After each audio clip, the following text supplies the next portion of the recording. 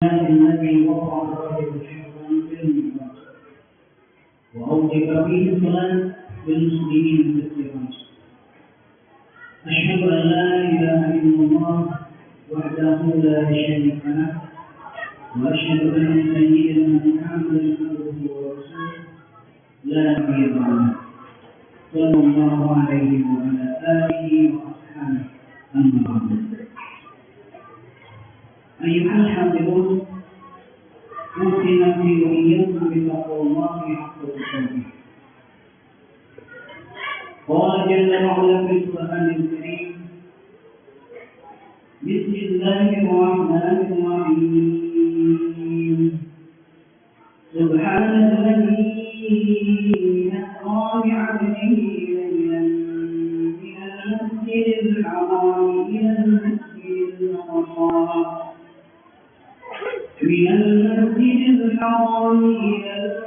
الأقصى الذي باركنا حوله لنريه من آياتنا إنه هو السميع البصير. صدق الله العظيم وصدق رسوله النبي الكريم ونحن على ذلك من الشاهدين والشاكرين والحمد لله رب العالمين. Ma'asyiral muslimin rahimakumullah, puji dan syukur mari kita panjatkan kepada Allah Subhanahu wa taala yang telah memberikan kita nikmat sehingga kita semua dapat melaksanakan salat Jumat di masjid yang mulia ini. Salawat dan salam senantiasa tercurahkan kepada Nabi Muhammad sallallahu alaihi wasallam, kepada keluarganya, kerabatnya, dan semoga kita semua sebagai umatnya telah diberikan syafaat karena kecintaan kita kepada Rasulullah SAW. Hadirin rahimahullah,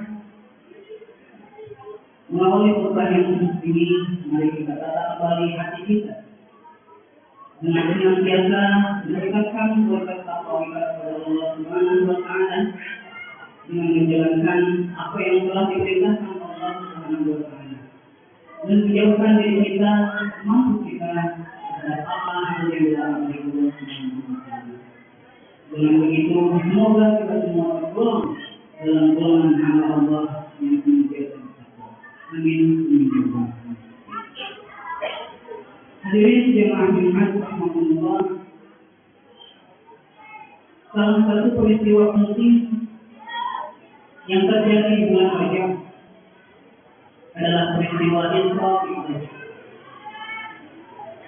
Perjalanan penting yang diabadikan Al-Quran Karim dan menjadi awal diwajibkan di sholat bagi umat Islam. Sebagaimana yang kita ketahui bahwa sholat adalah ibadah inti yang sangat penting dan perkara yang pertama kali akan dihisab setelah akhirat. Maka daripada itu, adanya peringatan di surat Al-Quran ini, mari kita jadikan sebagai momentum pembaharuan diri kita agar lebih semangat lagi meningkatkan kualitas ibadah kita, terutama dalam ibadah sholat. Dan juga momen ini sekaligus momen yang tepat mengenalkan kepada anak-anak kita semua tentang pentingnya ibadah sholat. Jemaah rahimahullah, perintah syariat untuk mendidik anak agar mampu melaksanakan ibadah sudah jelas disebutkan Rasulullah sallallahu alaihi wasallam dalam sebuah hadis. Sebagaimana diriwayatkan oleh Imam Abu Dawud dalam kitab Sunannya. Qala Rasulullah sallallahu alaihi wasallam: Muru awladakum bis-salah wa hum abna'u 7 sinin wadribuhum 'alayha wa hum abna'u 10 sinin wa farriqu bainahum bil madaji.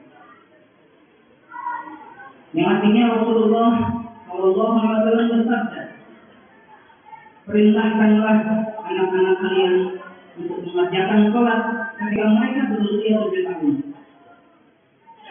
Kemudian pukullah mereka untuk mengerjakan sholat ketika mereka berusia 10 tahun. Dan pisahkanlah tempat tidur di antara mereka. Hanya riwayat Imam Muslim. Hadirin rahimahullah, dari hadis yang diriwayatkan tadi kita bisa memahami bahwa ada tahapan dalam mendidik anak untuk melaksanakan ibadah sholat. Dan tahapan ini dimulai sejak anak-anak berusia 7 tahun hingga mencapai umurnya 10 tahun. Menurut Syekh Ali bin Sultan Muhammad Al-Hadi dalam kitab Mirqatul Madajih, bahwa setiap tahapan yang disampaikan oleh Rasulullah SAW memiliki alasan utama. Di usia 7 tahun, anak diperintahkan untuk mulai sholat agar mereka terbiasa dan merasakan senang untuk melaksanakannya. Dan ketika anak memasuki usia 10 tahun, mereka diperbolehkan untuk diberi teguran yang lebih keras, teguran yang lebih tegas, bahkan jika diperlukan hukuman yang mendidik jika meninggalkan sholat. Sebab di usia ini anak-anak sudah mendekati masa balik, yang berarti tanggung jawab ibadah sudah mulai melekat dalam diri mereka. Dan selain itu memisahkan mereka di tempat tidur diterapkan juga di usia ini karena anak-anak sudah memasuki masa dekat. Lalu bagaimana dengan anak-anak yang masih di bawah 7 tahun?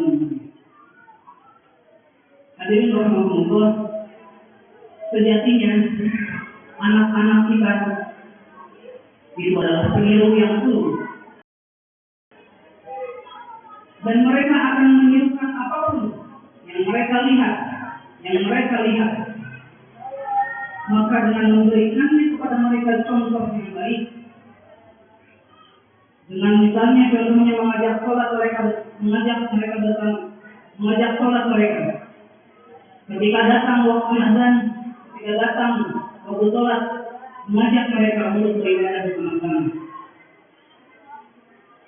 Atau dengan mengajarnya menirukan bacaan-bacaan sholat dan mencontohkan kepada mereka bagaimana sikap yang baik ketika di masjid, bagaimana adab-adab yang baik ketika di masjid. Maka itu sudah menjadi pelajaran yang sangat penting untuk mereka. Dan dengan begitu mereka akan mengenal dan mencoba menirukannya. Jemaah dirahmati Allah Subhanahu wa Ta'ala, di momen Islam ini, mari kita manfaatkan momen ini untuk mendidik anak-anak kita, generasi penerus kita, agar mengenal dan mencintai ibadah sholat. Kita siapkan generasi yang bertakwa dengan mendidik mereka sedini mungkin.